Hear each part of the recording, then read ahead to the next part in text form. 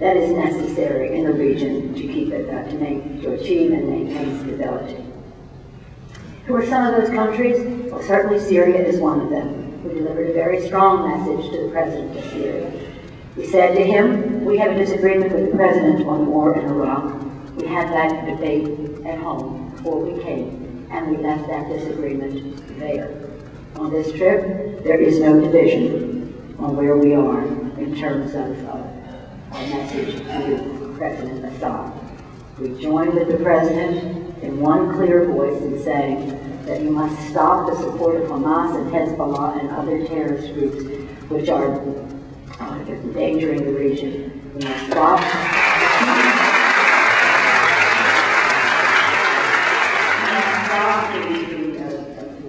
The fighters going back and forth across the border, which are a threat to our troops and to the Iraqi people as well. You must stop infiltration of Lebanon and let that country go forward and be able to have a tribunal to investigate the assassination of Muriri, and again stop the Hezbollah. So one of the privileges of position that I hold, and all members of Congress, as a matter of fact, is that sometimes you can do something that is of an international nature, that is so personal that you hope and pray that it will make a difference in someone's life. A few weeks before, I had the privilege of meeting with the Speaker of the Knesset, Ali Isaac, and she brought with her Carney Goldwasser, the wife of one of the soldiers who was kidnapped last summer from Israel. She gave me the dog tags of her husband and two other soldiers, Shalit, who was kidnapped in Gaza, and Ragev, who was kidnapped with her husband.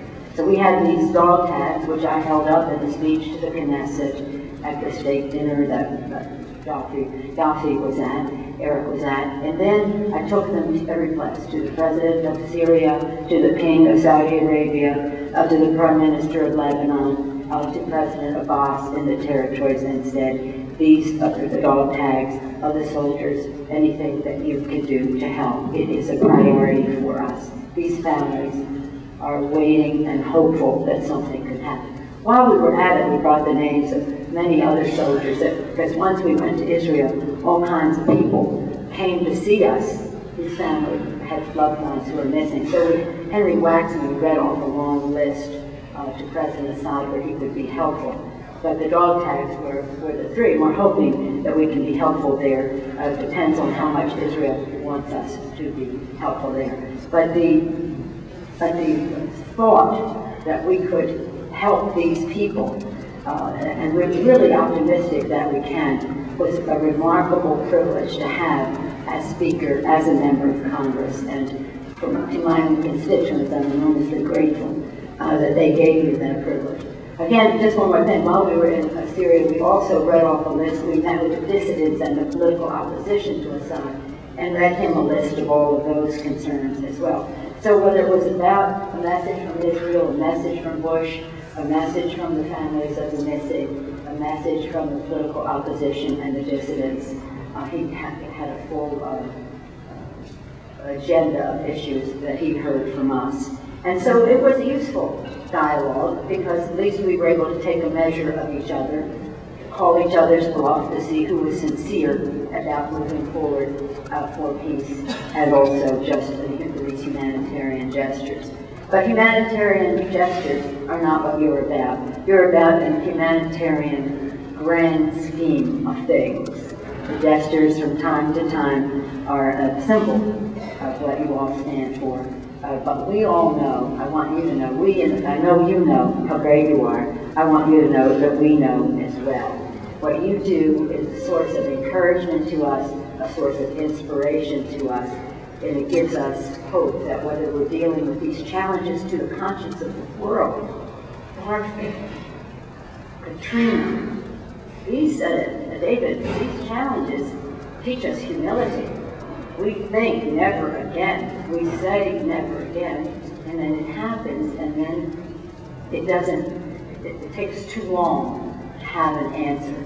But your impatience, your dissatisfaction, your persistence is making a tremendous difference, because you continue again to challenge the conscience not only of your community, of the Congress, but also of the country.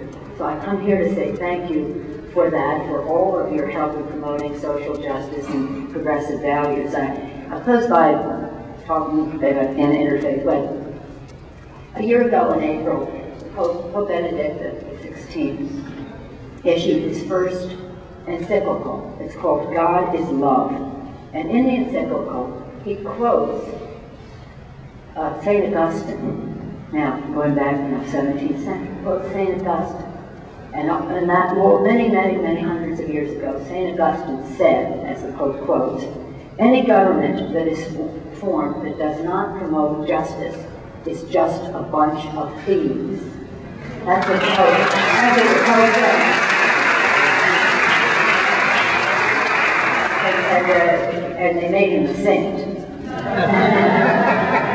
His Holiness goes on to say in his encyclical that defining justice can sometimes be difficult, but in doing so, we must beware of the dazzling ethical blindness that is caused by money and special interest.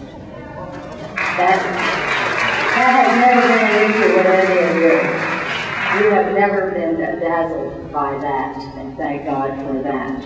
But I want you to know how much we respect the work that the Religious Action Center for Reform Judaism is involved in. I thank you for your leadership. I thank you for your friendship. I thank you for your hospitality to be with all of you today. Thank you so much.